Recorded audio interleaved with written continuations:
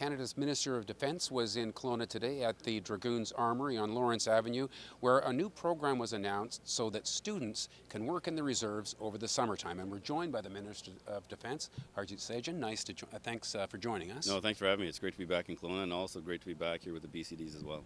So how will this program work, and what did students do, say, last year? How will this help them? So what this does is actually provides guaranteed summer employment for the first 4 years of joining.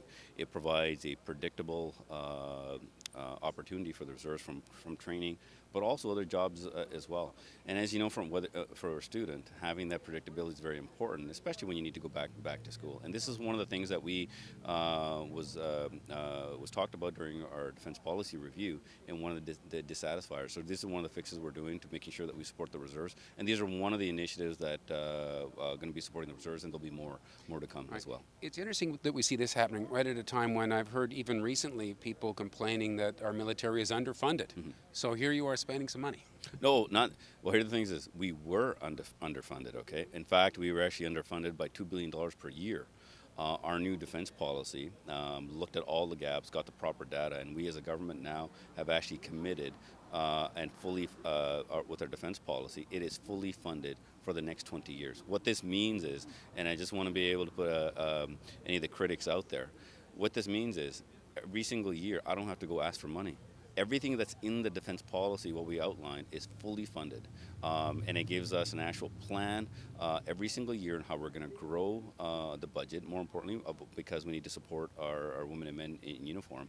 Our budget is actually going to increase by more than 70%, and will be over $32 billion by the year 2024. So that's the most important piece to this. This is a fully funded, fully committed defense policy.